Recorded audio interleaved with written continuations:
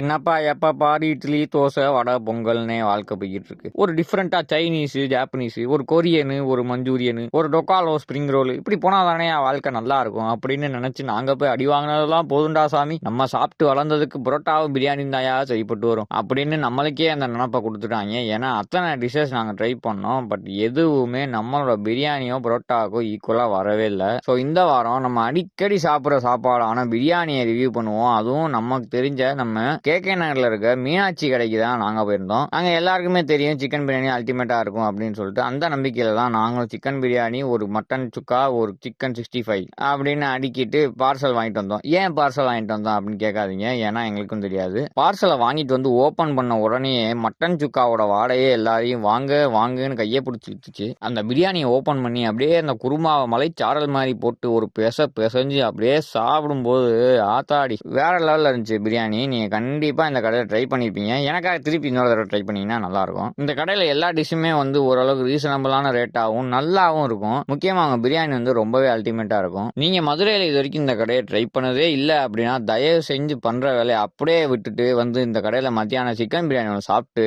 சந்தோஷமா திருப்பி வேலையை ஆரம்பிங்கன்னு தான் என்னோட சஜஷன். எப்படி இருக்கு அப்படின்ற உங்க ஃபீட்பேக்கை இந்த வீடியோட கமெண்ட்ல சொல்லுங்க. அடுத்த வீடியோல நான் உங்களை சந்திக்கிறேன். இதே மாதிரி அடுத்த ஃபுட் vlogல ஒரு அண்டர் ரேட்டட் கடையோட மீட் பண்ணுவோம். டாடா.